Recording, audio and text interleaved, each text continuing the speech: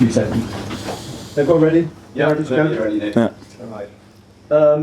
Regis, we understand, I think Dan Ballard's appeal was rejected, and I suspect from what you had to say about the whole incident last week, you're very, very disappointed in that being the case.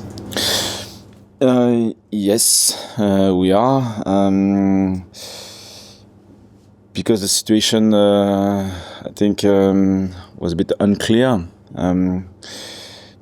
The Premier League is built around physicality, duels, intensity, and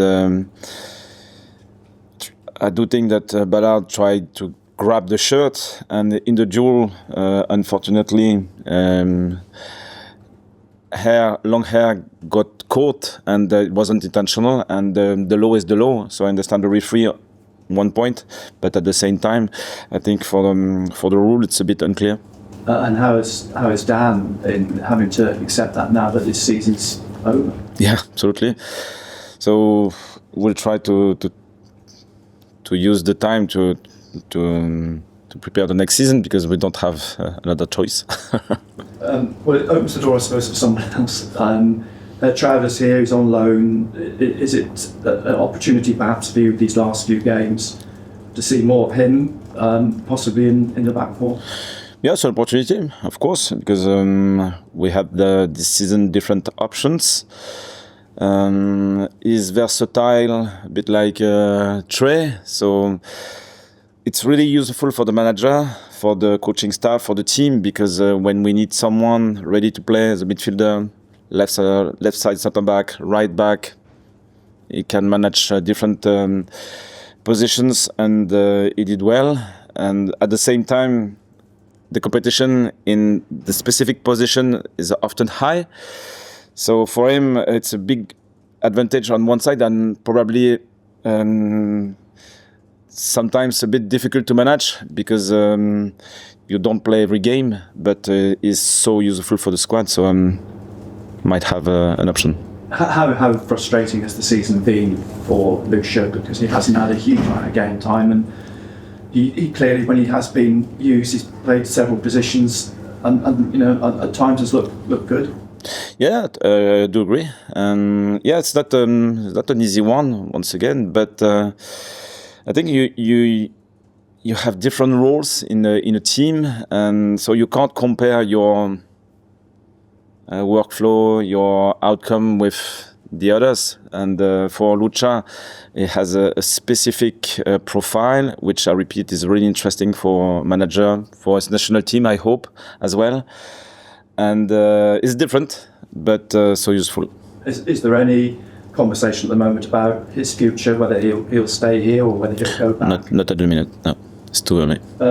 You talk about Trai a lot, and very much, I think he's one of your trusted lieutenants, if you like. I suppose this opportunity does give him, or you, the opportunity to put him back at right back, which is probably his favourite position. It's the one we're most familiar with.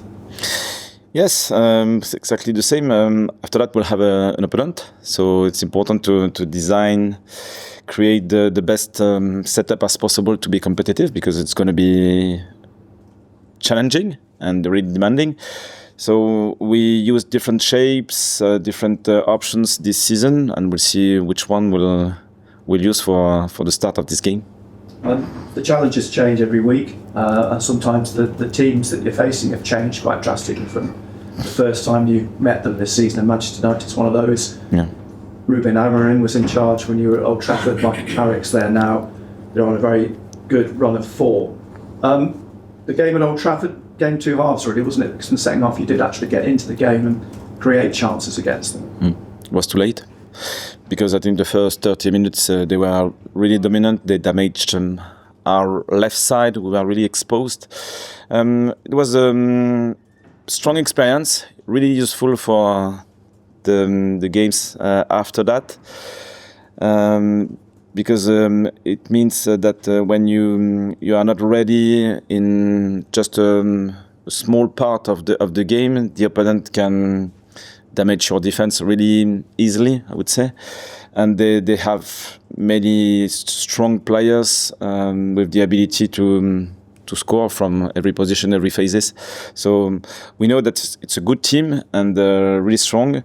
So we'll have to show the best version of Sunderland, 100%. You talk about the best version of you. We've had conversations over the last few weeks about set pieces, about defending, about not conceding goals. What's the key for you going into this game in terms? Is it discipline? Is it patience? What? Yeah, probably both. The first part is to be really disciplined, to be really well connected as a team, and more or less industrious approach, hard worker. And the other side is going to be key as well, to be bold and creative. And because if you don't disturb the opponent, they will play in their comfort zone, and I don't think we can play like that if we want to be competitive. And finally, for me, how big is the energy that you can get from the fans? It's going to be the full house. It's going to be a great atmosphere. How important is that in this game? As that extra, we talked about that cliche before, the 12th man, but we've seen this season it can have a big impact, the support here. Absolutely. So we have to be aligned. It starts from us, the way we play. And after that, you have key moments in games. So sometimes you suffer and you need support to contain the opponent, and because it's hard. And when you can generate momentum, you can switch the dynamic of the game. If you feel the energy for the players, I think it gives even more. So this connection is strong. The support is huge, but I repeat, it starts from us, the way we play on the pitch. And if we are disciplined and bold and creative at the same time, we'll have our key moments. But if we are not aligned, this opponent is so strong that they can kill us. Hi Regis, just on a different note away from the football, just seen over the last couple of days that the black cat's been replaced by the black dog. A black cat house, obviously ahead of Mental Health Awareness Week. I just wondered from your perspective, obviously this is away from football, but it goes through every single area of society. How important a message and a gesture is that from the club? I think it's important.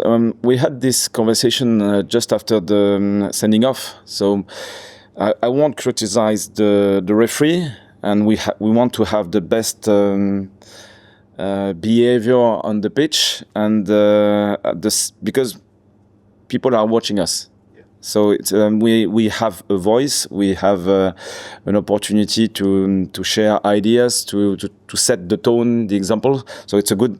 I think it's a good example here.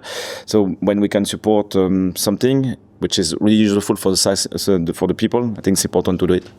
Absolutely. Look, you mentioned the sending off, and I know you were talking to Nick about it, but have you spoken much with Dan about it this week? Because it's not something, well, I mean, we've seen it a couple of times, I guess, this season for different teams, but it's not something you see every season.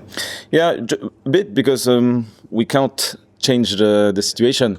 So it happened. We'll try to have conversation to help the referees to find the right balance, and after that we have to move on. Last May was obviously incredible for Sunderland Football Club. If Sunderland could qualify for Europe this May, would it be even better? I don't know. I don't know. We need to experience the situation to speak after.